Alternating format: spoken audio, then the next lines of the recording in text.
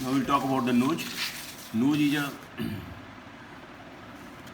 part of respiratory tract superior to the hard palate. This is the hard palate, and it is superior to the hard palate.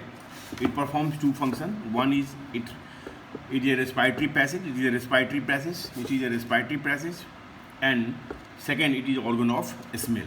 The receptor for the smell are situated in the upper one third of the nasal cavity. This is the nasal. This one is the nasal septum, of course, but we have got the nasal cavity over here.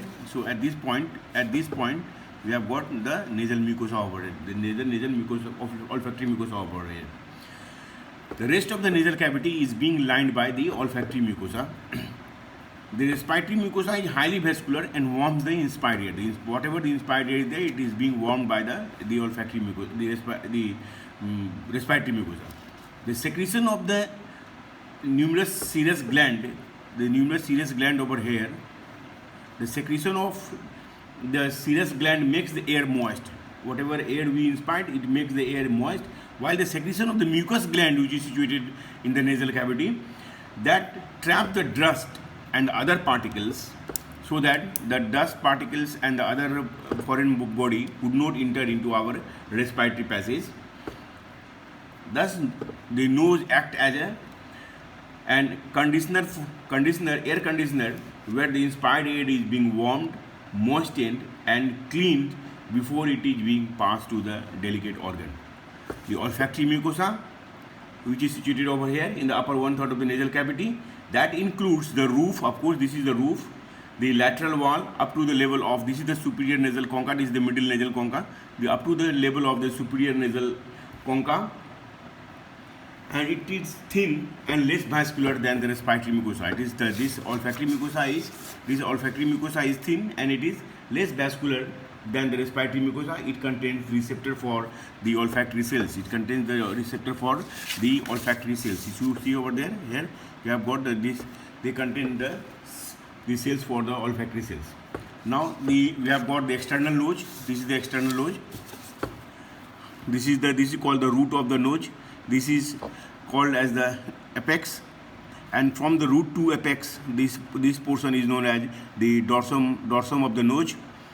The two opening, the piriform opening, which we are seeing anteriorly, this is known as the anterior nares. They are known as anterior nares, and up to for few distance, you can see in the nasal opening the skin over there, and over that skin we see the small hairs, or known as the vibrissae.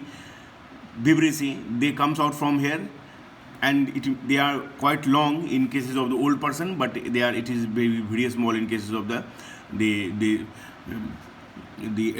adult one. So this portion is, and this swelling, this one is known as the columella.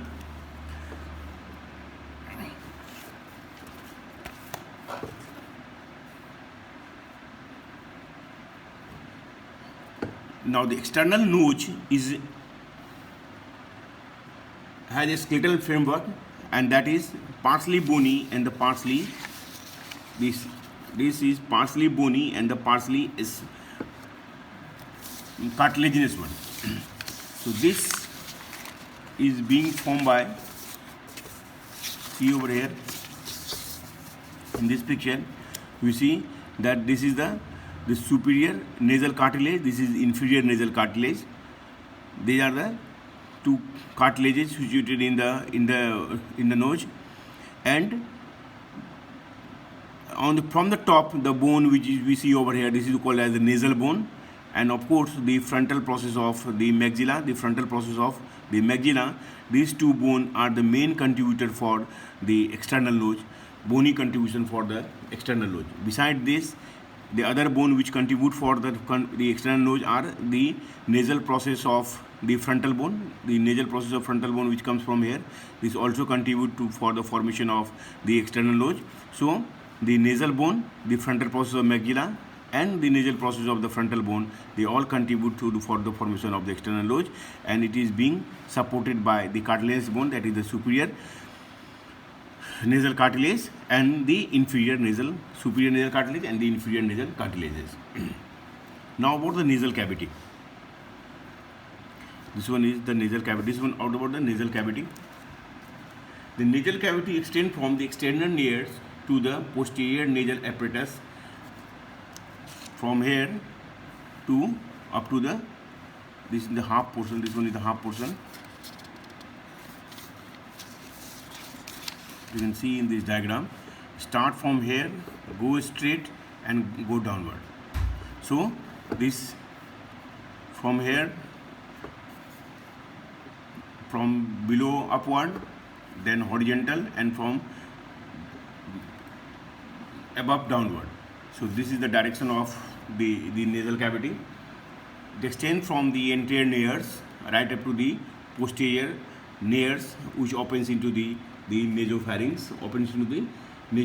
It is being subdivided into two parts, the right and the left, by means of the septum, that is known as the nasal septum. It is divided into two parts by septum. This is known as the nasal septum.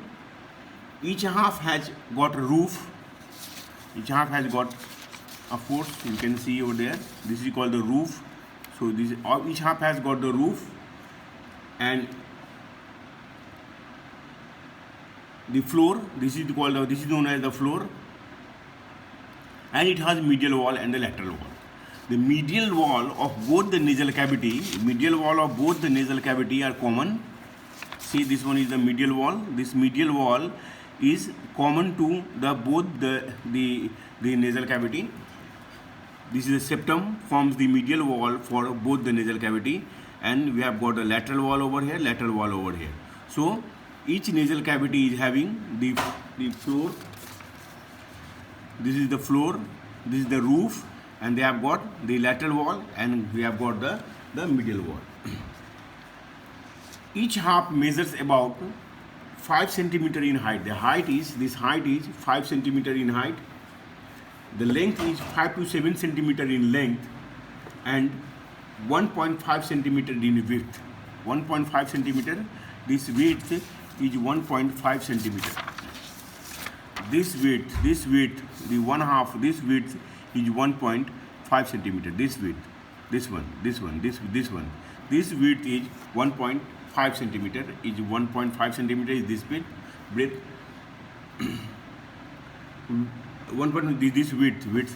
This width is 1.5 centimeter. This is 1.5 centimeter, and their length is, their height is 5 centimeter, and their length is 5 to 7 centimeter. The roof is about 7 centimeter long and 2 millimeter wide. This roof is 7 centimeter long, and this roof, here is the roof, and this roof is 7 centimeter long and 2 millimeter wide. The width is 2 millimeter, only 2 millimeter. The width is only 2 millimeter. It slopes downward both in front and in back. It slopes downward both in front and in back, and in the middle it is horizontal. And this middle part of this roof is being formed by the cribriform plate of the ethmoid bone. This is being formed by the cribriform plate of the ethmoid bone. The anterior slope is being formed by the nasal bone. See over here. This is the nasal bone. So anterior slope is being formed by the nasal part of the frontal bone. This one is the frontal bone. The nasal part of the frontal bone. Of course, the nasal bone over here, and the nasal cartilages and the nasal cartilage.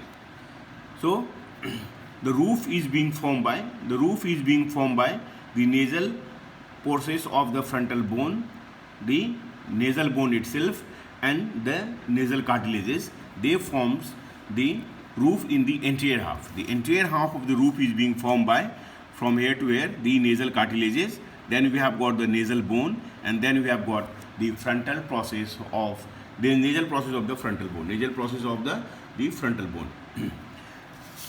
Now this horizontal portion is being formed by cribriform plate of the ethmoid bone. Cribriform plate of the ethmoid bone, through which the olfactory nerves enters into the nasal cavity from anterior cranial fossa. So this portion is known as the cribriform plate of the ethmoid bone. Cribriform, and the posterior slope is being formed by, this is the sphenoid bone. This is the sphenoid bone. This is sphenoidal air sinuses. So this portion, this posterior slope is being formed by the rostrum of by the body of the sphenoid bone, by the inferior surface of this. This is the sphenoid bone, and this is the body of the sphenoid bone. So the inferior surface of the body of the sphenoid bone forms the posterior slope of the roof of the nasal cavity. So now the roof of the nasal cavity,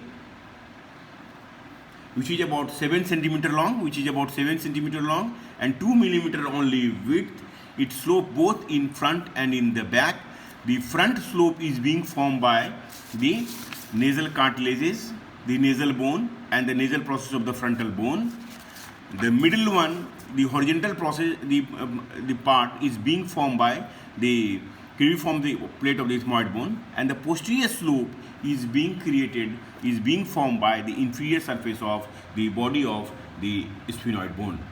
The floor is 5 centimeter in long. This floor is 5 centimeter. This floor is here for the floor, and this floor is 5 centimeter in length. The length of the floor is 5 centimeter. This length is about 5 centimeter in length, and its width is 1.5 centimeter. Its width is, you can see in the nose we have seen then the roof portion is quite thinner than the floor portion. The floor is quite larger than the roof.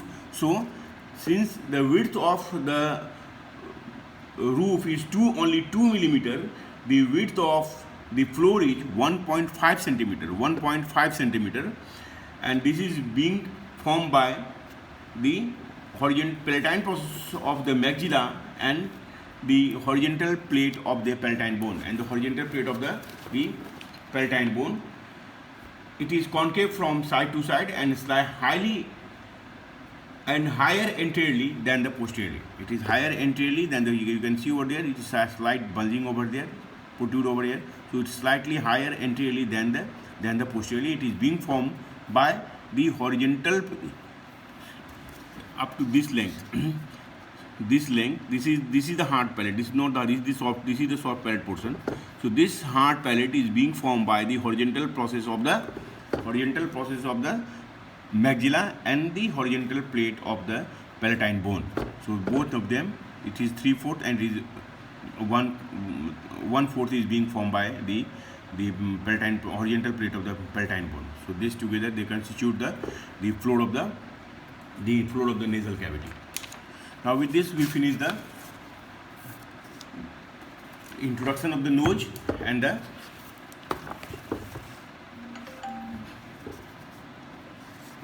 about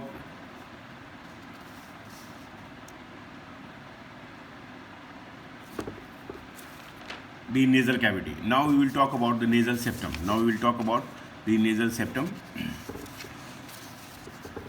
This is the nasal septum. This nasal septum, which we have already talked, that the medial wall of the nose, the medial wall of the nasal cavity, that is both the nasal cavity, the medial half of both the nasal cavity is being formed by the septum of the nose. The septum of the nose is the partition between the two nasal cavity. This forms the medial wall of both right and left nasal cavity. So now this septum, this is the septum. On either side of this, on that you have got the other nasal cavity.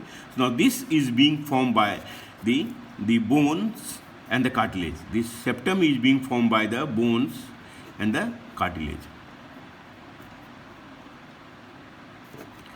Now the bony portion which contribute for the formation of this bony portion which contribute to the formation of the septum are, number one, this is known as the vomer bone. This is the vomer bone.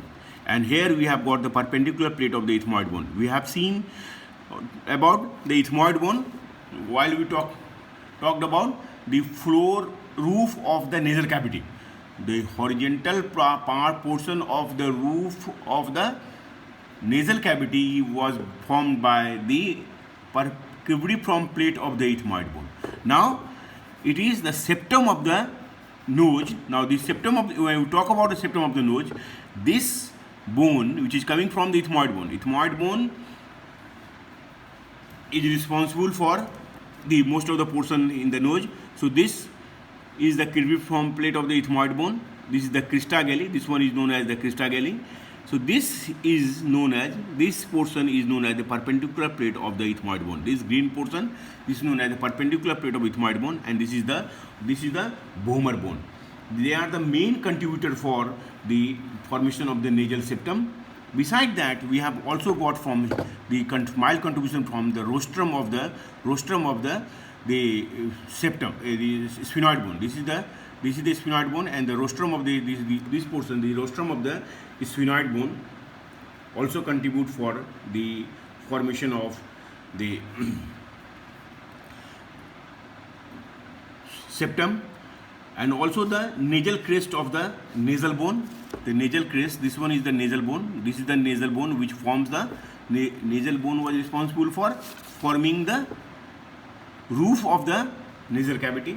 Number one, it is responsible for forming the external nose, and from here downward, the crest which goes downward, so the nasal crest also contribute for the formation of the nasal septum and the palatine and the maxillary bone, upon which the septum rests.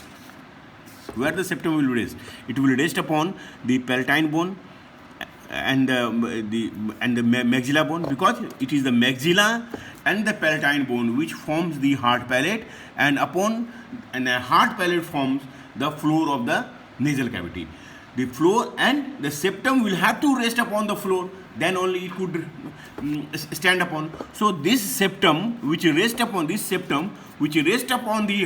hard palate, so there is a minute contribution from the maxillary process, the horizontal process of the maxilla and the horizontal process of the palatine bone. So while we talk about the bony contribution of the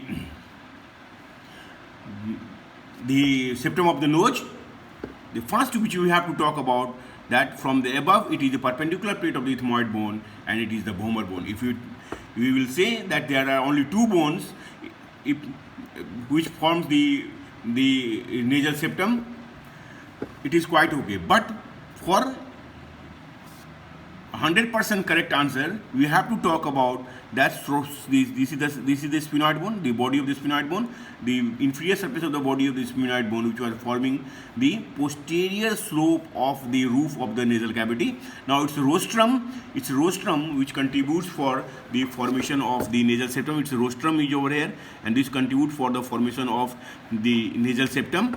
And also from the nasal, this is the nasal bone, and it's the crest which comes from here, and we have got the palatine bone over here, the hard palate over here, the horizontal process of the maxilla and the horizontal process of the palatine bone contribute to formation of the nasal septum. Now there are cartilages which also contribute for the formation of the nasal septum, and they are known as the septal cartilage. This is the septal cartilage and septal process of the inferior nasal cartilage.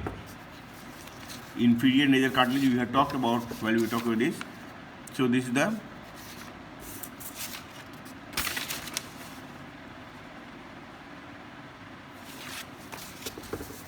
this one is the septal cartilage. This one is the septal cartilage, and this one is the septal process of the inferior nasal cartilage. So this one is the septal process of inferior nasal cartilage, and these two together forms the septum of the septum of the nose. So regarding the cartilaginous contribution, it is the septal cartilage and the septal process of inferior nasal cartilage. Regarding the bones, the perpendicular plate of the ethmoid bone and the vomer bone, then the rostrum of the sphenoid bone, the crest of the nasal bone, nasal crest of the nasal bone, the nasal crest of the nasal bone, and the hard palate, the horizontal process of the maxilla and perpendicular plate of the horizontal plate of the palatine bone. They together contribute to the formation of the nasal septum. Now the nasal septum is not strictly in the midline. It may be deviated to the right and left, and it is produced by the overgrowth of one side, one or more constituent part. If one or more constituent part get overgrowth, then it may be deviated to the right side or the left side. Now the septum has got how many surfaces? It has got right surface and the left surface. It has got right surface and left surface. One surface will face to the one nasal cavity and other surface will face to the other nasal cavity. One surface will face to the one nasal cavity and other surface will face to the other nasal cavity. See over here. So the one surface, the right surface and left surface, one surface will fill one nasal cavity and other surface will face the other nasal cavity. Regarding the borders, it has got superior border, it has got inferior border, it has got anterior border and it has got posterior border. So it is the anterior border, this is the posterior border, sorry, this one is the posterior border, this is the anterior border, and this one is the this one is the superior border, this is the inferior border, this is the anterior border, and this one is the posterior border. So they are the four borders of the septum and the two surfaces, that is the right surface and the left surface. Now coming to its arterial supply. It's the arterial supply. This one, it has been divided into fourth zone: antero-superior, antero-inferior, posterior-superior and posterior-inferior. Posterior-superior and posterior-inferior. The antero-superior part is being supplied by the anterior and posterior ethmoidal artery. They are the anterior and posterior ethmoidal artery, and they supply the antero-superior portion. The antero-inferior portion is being supplied by the branch from the superior labial branch of the facial artery. The posterior-superior branch portion is being supplied by the sphenopalatine artery. This is the sphenopalatine artery. This is the main artery of the nose, and the posterior inferior portion is being supplied by the greater palatine artery. This one is the greater palatine artery, which comes from here, and it supplies this one. All the artery are branches of the maxillary artery. So the antero-superior, this one is being supplied by the anterior ethmoidal artery and posterior ethmoidal artery. Antero-inferior by the superior labial artery, a branch of the facial artery. Only the antero-inferior portion is being supplied by the facial artery. Otherwise, the antero-superior, posterior-inferior, all three is being supplied by the artery, which are branches, both the anterior and posterior ethmoidal artery, the sphenopalatine artery, the greater palatine artery, all are the branches of the maxillary artery. So this is the posterior superior is being supplied by the sphenopalatine artery, posterior inferior by the greater palatine artery, antero-inferior by the superior labial branch of facial artery, and antero-superior by the anterior and posterior ethmoidal artery. Together they constitute a plexus known as the Kisselbach plexus, and this is the commonest site of bleeding from the nose or epistaxis. This is the commonest site of the bleeding from the nose, and this area is known as the Little's area. This area is known as the Little's area.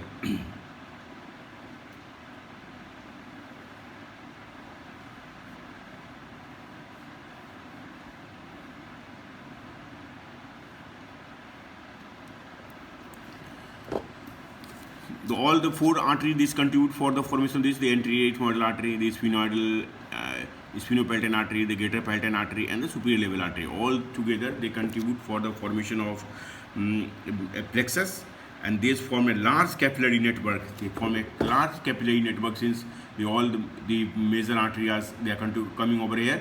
So they form a large capillary network, and this is known as the Kisselbach plexus. Kisselbach's plexus. This is known as the Kisselbach's plexus, and this is the commonest site of bleeding from the nose or epistaxis, or the bleeding from the nose is also known as epistaxis, and this is known as the Little's area. This is known as the Little's area. So now coming to the nerve supply of the septum of the nose. Again, when we talk about the nerve supply, we will again divide it into antero-superior, antero-inferior, posterior-superior, and posterior-inferior. The antero-superior portion is being supplied by the anterior ethmoidal nerve. So while talking about the artery, it was anterior and posterior ethmoidal artery. It was anterior and posterior ethmoidal artery, anterior ethmoidal, posterior ethmoidal artery. And now we talk about the nerve. It is the anterior ethmoidal nerve. It is the anterior ethmoidal nerve. The anteroinferior is being supplied by the anterior superior alveolar artery, anterior superior alveolar nerve. We supply the anteroinferior portion. Regarding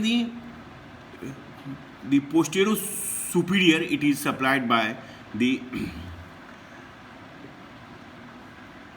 nasal branch of pterygopalatine ganglion. It is supplied by the nasal branch of this is the medial posterior superior nasal branch, or branch from the this is the medial posterior superior nasal branch, or branch from the pterygopalatine ganglion, branch from the pterygopalatine ganglion. And the posterior inferior is being supplied by the nasopalatine nerve, So the anterior is being supplied by the anterior ethmoidal nerve. The anteroinferior is being supplied by the anterior superior alveolar nerve. The posterior superior is being supplied by the medial posterior superior nasal branches, and the posterior inferior is being supplied by the nasopalatine artery. All of them are branches of the maxillary nerve. And the special sensory portion on the top, that is on the roof, is the olfactory area, and from here we have got the olfactory nerve which enters into the nasal cavity. So this zone is reserved for the organ of smell, and this is and from here the olfactory nerve enters into the nasal cavity. So this is all about the nose, the nasal cavity and the nasal septum. Next we will talk about the lateral wall of the nose. Thank you.